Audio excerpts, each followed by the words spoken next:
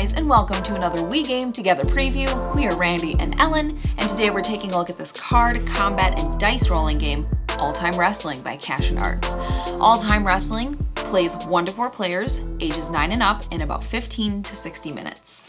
In All Time Wrestling, you take on the role of wrestling legends from the past, present, and future. A wealthy wrestling mogul has used a time machine to bring the best wrestlers of all time together to determine once and for all who is the greatest wrestler of all time. Over the course of the game, players will play attack cards from their hands with their unique decks, dealing powerful attacks and combos. All-Time Wrestling is not turn-based, instead it is based on initiative. This allows players to play multiple attack cards on their turn until they either lose or give up initiative to the other player. On your player board, there's a stamina track, which acts as a currency to play your attack cards, and also a health track that is reduced as attack cards are played on you. Each attack requires a certain amount of stamina and deals damage to your opponent. The final track is for momentum. Throughout the game, your attack cards will raise your momentum against your opponent. This, of course, works both ways. Your opponent will be trying to counter and play attacks against you to shift the momentum in their favor. As you gain momentum, your signature and finishing moves become easier to pull off. Whoever can wear their opposition down and pin them into submission wins. Alright, now let's take a look at the setup. Setup for All-Time Wrestling is as easy as it gets. Select your wrestler and take the corresponding player board and attack cards. Place the cubes on the highest available number on the stamina and health tracks. Also place your reversal token and one-time ability tokens on the corresponding spaces. Place the momentum token in the middle of the momentum track. Players then pick 5 attack cards from their deck, choosing a combination of cards with a total damage value of 9 or less. You can now shuffle the remaining cards into a draw deck. Determine the start player via highest die roll. That player has the initiative and will start the game as the attacker. Finally, the starting player reduces their stamina by 1 and shuffles 1 random card from their hand back into their draw pile. You're now ready to play. We talked earlier about initiative, and before I get more into the actions of the game, I'll expound on this concept. In All-Time Wrestling, the attacker has initiative and can play attacks until they lose the initiative in one of 3 ways: performing an unsuccessful attack, being blocked, or reversed by their opponent. Having the initiative is obviously great, but the defender also has some advantages. After every attack suffered, the defender can choose to gain 1 stamina or draw 1 card.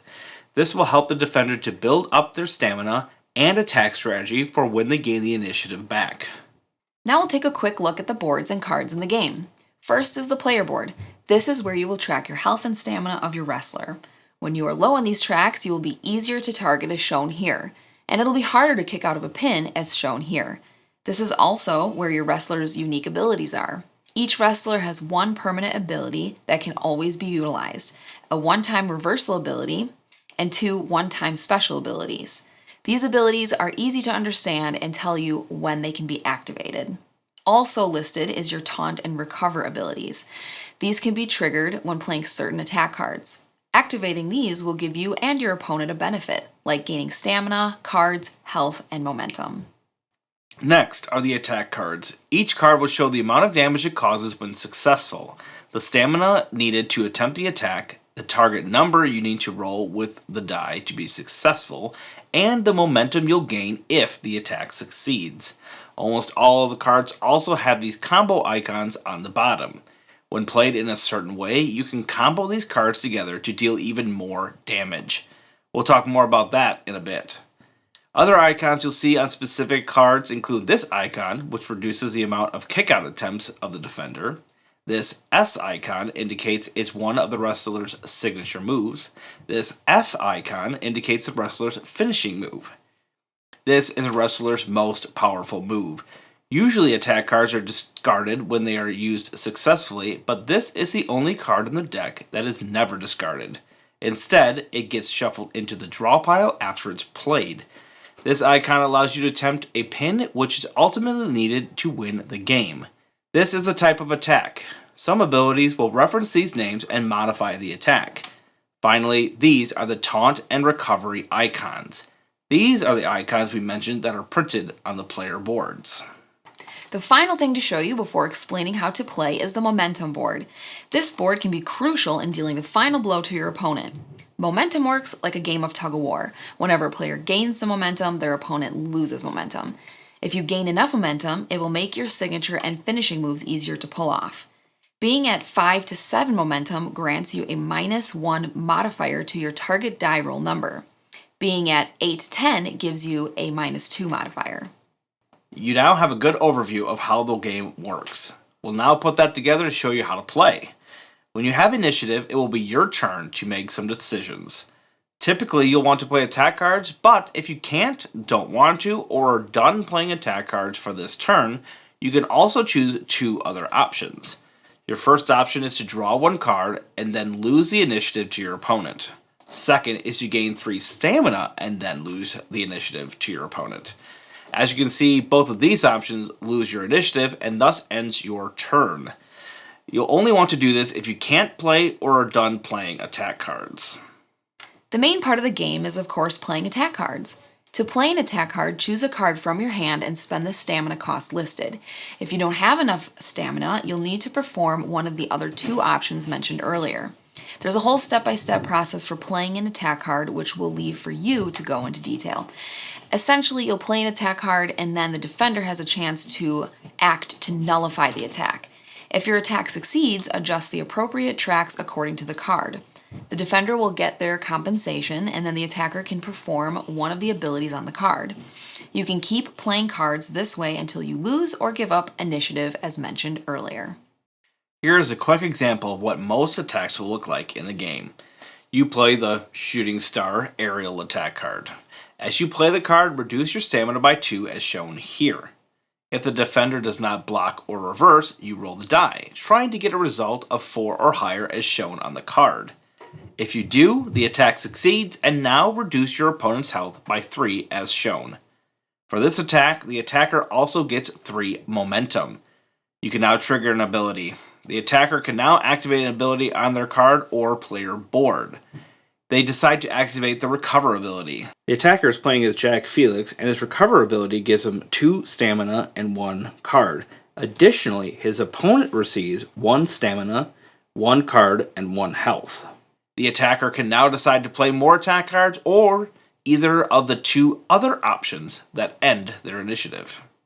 When playing the advanced version of the game, there are 2 other types of attacks you can perform. We'll quickly go over these as well. First is rampaging. This is when you can play multiple cards as a single attack. Choose as many cards that have this matching symbol and lay them down together. The attack process is exactly the same, except you'll pay 1 less total stamina and roll 1 die for each card you played simultaneously. You can then assign a die to each card. If the assigned die meets the target requirement of the card, it succeeds. Only add up the damage on the attack cards that succeeded. The other failed cards go to the discard pile. The other type of attack is the combo chain. Again, the attack process is the same as normal, but when playing subsequent attack cards after the first, if they combo together, you'll add an additional damage for each circle combo, and you'll reduce the target number of the next card by 1 for square combos. Cards are laid side by side for this attack. If one of the symbols next to each other match in color and shape, it qualifies as a combo.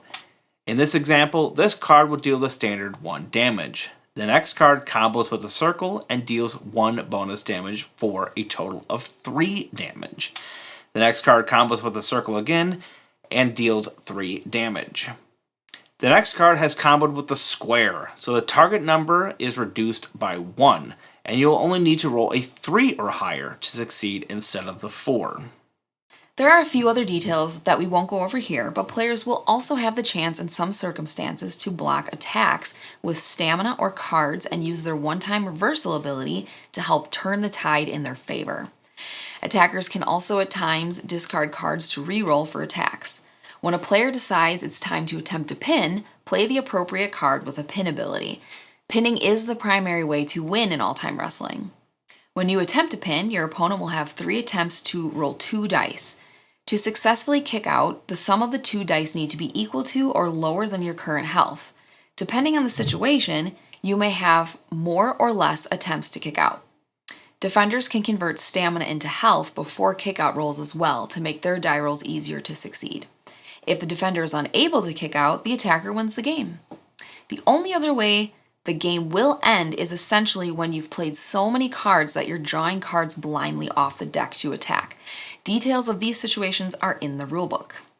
Alright, all remember, this has been a We Game Together paid preview. All of the components and rules you've seen may not be the final product or design.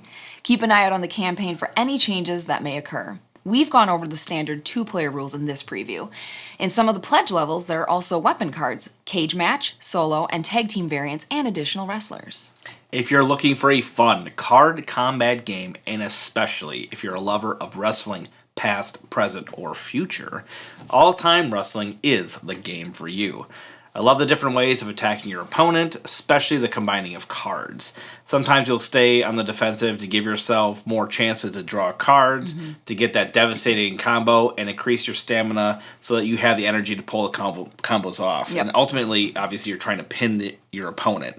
And building that up, getting that perfect card combo, having enough stamina to pull it off, can be devastating. Yep, and the momentum tracker is great as well. Wearing down your opponent to swing the momentum in your favor, it just makes dealing your finishing blow so much easier to pull off and then pinning them for the win.